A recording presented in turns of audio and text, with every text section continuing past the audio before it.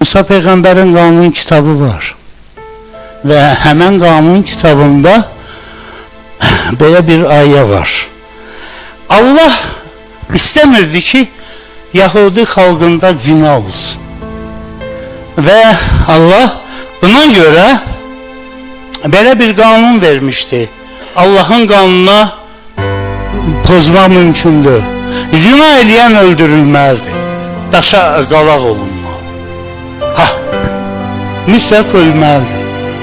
Və kimlər zina eləyirdilərsə, zina isə çox, belə mən deyim, rus sözü ilə ya müasir şeydir. İndi moddur zina. Baxın, Rəbb Allah bu qanunu verib. Və kim zina eləyirsə ölməlidir. Cezalanmalıdır. İstəyir fiziki, istəyir ruhani insan ölməlidir. Yəni Allahın düşmənidir. İndi baxın, qadın zina eləyir. İsa Məsih yerdədir. O günahkarlar üçün gəlir. Zinakarlar üçün gəlir. İstəyir kişi, istəyir qadın. Fərqi yoxdur. Zina, zinadır. Və həmin qadını, zina edən qadın çül gətirirlər İsa'nın yanına ki, bu qadın zina üstə tutuldu, ərinə xəyanət elədi və gətirmişik. İndi, bax, ay İsa, sən də bizim müəllimimizsən də, gəlmişsən, deyirsən, Allah sənə göndərir. De görək, Musa'nın qanununa görə biz bu qadını daşı qalaq eləməliyik. Allah Musa'ya deyir. Sən nə deyirsən? İndi İsa oturub. İsa qayıdıb desə ki,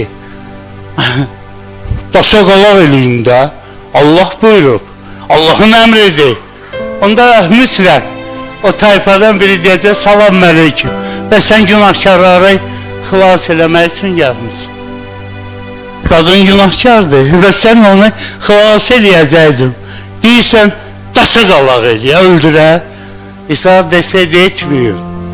Bir başkası diyecek, ne? Allah'ın sözünü pozursan, emrin pozursan. Siz təsəvvür edirsiniz, şeytan İsa'nı ne vəziyyətə getirirsə. İsa Məsih qayıdır deyir orada. Sizdən kim günahsızdırsa, yəni hansız zina eləməmişsiniz. Birinci daşı o atsın. Orada yazılıb ki, müqəddəs yazda hər bir insan orada, mən bilirəm, istəyir Azərbaycanda, istəyir Yahudiyada, kişilərin 99%-i zinakar. 1% ola bilər. Hamısı daş atır, çıxır gedir. Qalır bir qadın bildi İsa. İndi qanuna görə İsa zinakardır. İsa zina deməyib. Qanuna görə İsa onu daşa qalaq eləməlidir. Amma İsa eləmir. İsa deyir, hanı səni mühakimə eləyənlər? Qadın deyir, getdilər, Rəbb yoxdular. Mən o qadının vəziyyətini düşünməmi, nə gündə idi o? O hansı dəhşətdən qutarmışdı. İsa deyir, mən də səni mühakimə eləmirəm. Get bir də zina eləmə. Get bir də bu günah eləmə. Bilirsiniz, İsa Məsih qadına nə deyirdi? Əslində, qadın, sənin həmin o zina günahı mən öz üstümə götürür. Mən çarmıxa gedirəm. Çünki bu zina günahı ağacdan dərilib.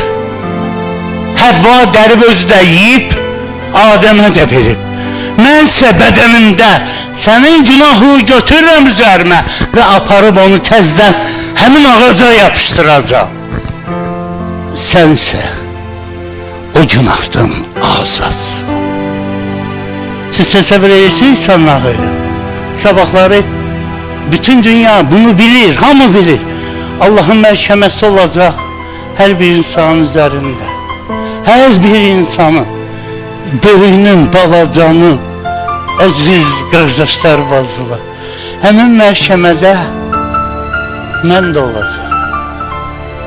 Mənim ata Allahım məhkəmə eləyəndə İstəyəndə ki, mənim hansısa bir günahımı desin, İsa irəli çıxacaq. Deyəcək, ata, onun günahına görə, onun etdiyi qələtə görə mən döyüldüm, söyüldüm, vuruldum və çarmıxa çəkildim. Öldüm, çünki günahın aqibəti ölümdür və dirildim. Ata, mən eləmişəm onun əvəzinə, mən götürdüm öz üzərimə. Onda ata deyəcək mənə, sən azadsan, sən təmizsin.